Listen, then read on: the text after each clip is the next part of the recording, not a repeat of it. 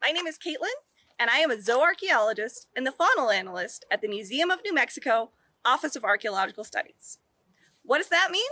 It means that I am a special type of archaeologist who studies animal remains, like bones, teeth, antlers, and horns, that were recovered from archaeological sites. Every day, it's my job to go into a lab and try to identify mystery bones, like these ones right here. These mystery bones are typical examples of what we find at an archaeological site. They are all broken and dirty, and many of the pieces are very small. It is my job to take these little pieces of bone and figure out what animal and which part of the body each one of these is from. Once I have that information, I can use it to address important questions about how people lived and what they ate in the past. Identifying mystery bones first requires that you have a good understanding of animal biology, or more specifically, animal adaptations.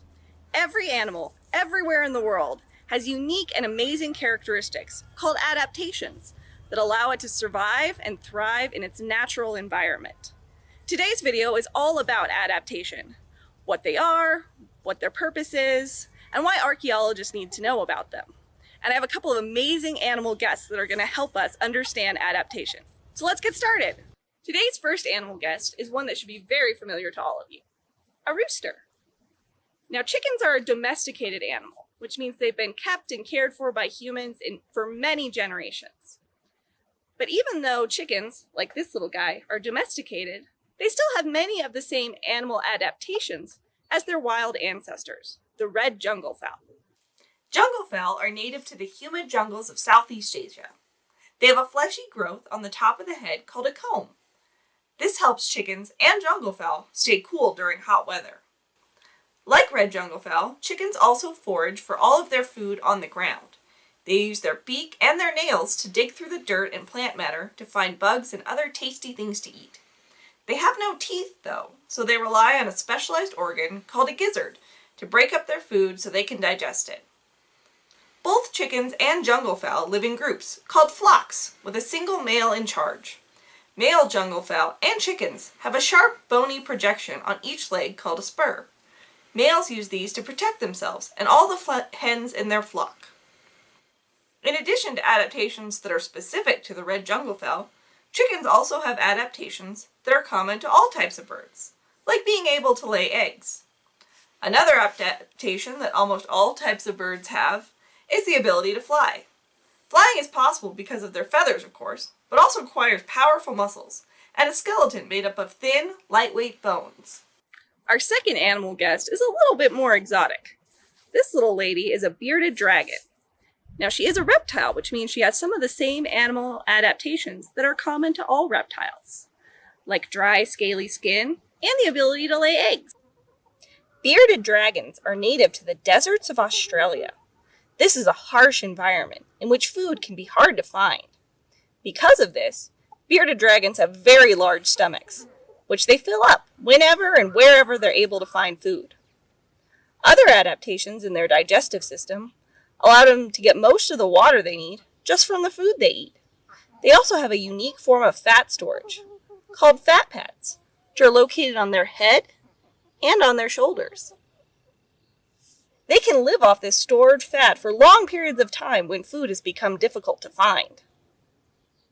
Bearded dragons are semi-arboreal, a term that means that although they spend a lot of time on the ground, they are also good climbers. They use their claws to help them climb trees and other things in search of food and warm places to relax. Their large back feet and powerful legs can also be used to dig burrows when they want to get out of the sun. Bearded dragons get their name from the large throat pouch they have, known as a beard. When threatened, they turn the skin on their throat a scary black color and expand their beard using specialized bones in their throat. They can also inflate their bodies to appear larger and more impressive. These adaptations, plus a body covered in spikes and a natural camouflage, allow little guys like this one to avoid many threats. Our final animal guest is definitely our largest, this beautiful donkey. Now, donkeys are mammals, and so like all mammals, they are covered in hair, they are warm-blooded, and they give birth to live young. Donkeys, like their closest relatives, zebras and horses, all have a long face, a long neck, and a mane of hair.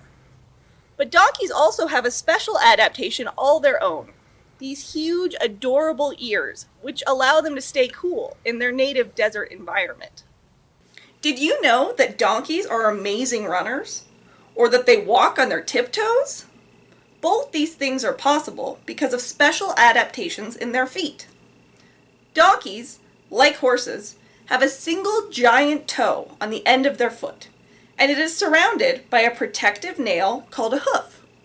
Hooves are made of the same stuff as your fingernails, but are much thicker. Donkeys have narrower hooves than horses, which are great for walking across rocky ground. They also have very firm ankles, so they rarely trip or fall. Of course, hooves are not great for picking things up, so donkeys have big, flexible lips that they use for grabbing food and other things. They also have great eyesight and can sleep standing up, adaptations that allow them to quickly spot and escape from danger. As I'm sure you noticed, each of our animal guests today were very different from each other. They come from different environments in different parts of the world, and they each have their own special adaptations related to how they move and what they eat. But they all have one very important thing in common. They are all vertebrate animals. Vertebrate is a scientific term. Vertebrate animals are ones that have a skeleton on the inside of their body, and that skeleton includes a central spine. All mammals, birds, amphibians, fish, and reptiles are vertebrate animals. And people are vertebrates too. Animals that do not have a central spine are called invertebrates. For example, the fish in this saltwater tank are vertebrates, but the shrimp, snails, and even the corals that live alongside them are invertebrate animals. Our focus today is on vertebrate animals. What is really amazing is that even though they may look completely different on the outside, all vertebrate animals have basically the same bones in their skeleton. The bones are just different sizes and shapes because of differences in how the animals move and what they eat.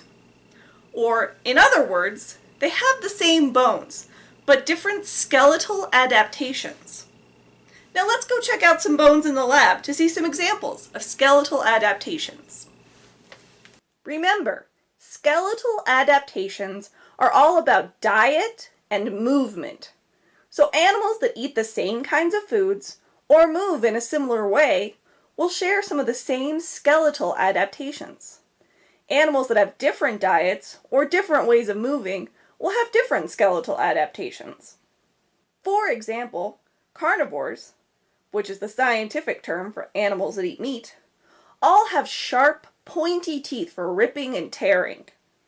Carnivores also have eyes that face forward, and this helps them be better hunters.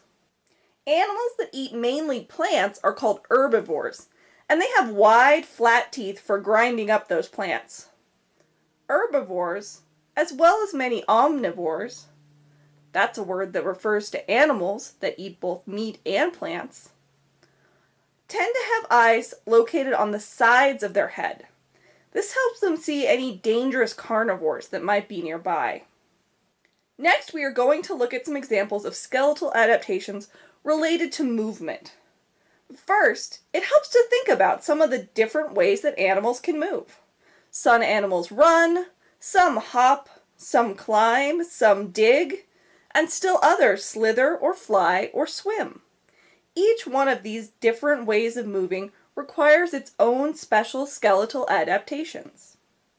These bones here in front of me are all from the same part of the body. They are all examples of a bone called the humerus, or the upper arm bone for us humans. Each humerus bone in this group is from a different type of animal. We are going to look at each humerus and talk about the movement adaptations of the specific animal that it is from. This first humerus is from a coyote. Coyotes have to be able to run quickly in order to catch their prey. So like all runners, the bones of their legs are slender and flexible. This humerus here is from a hopping animal, a cottontail rabbit. Animals that hop are interesting because their front legs are a different size than their back legs.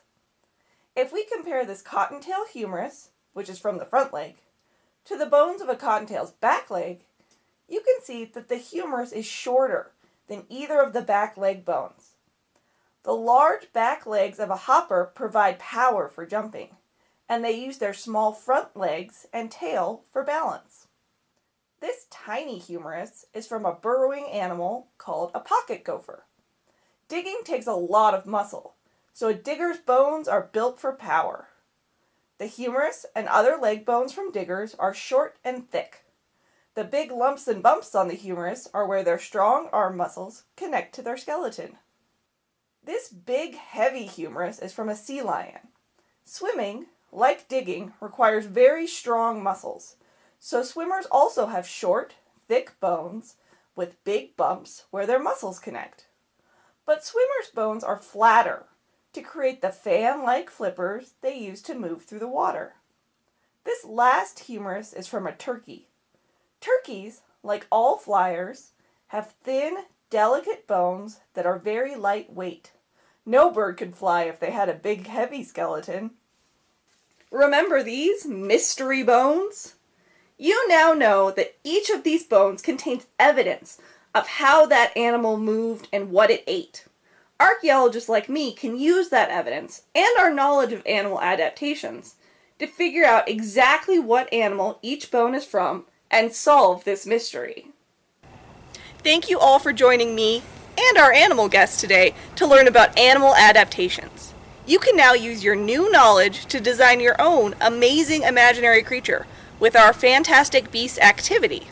This and other fun downloadable activities and videos can be found at our website at nmarchaeology.org. So go check it out!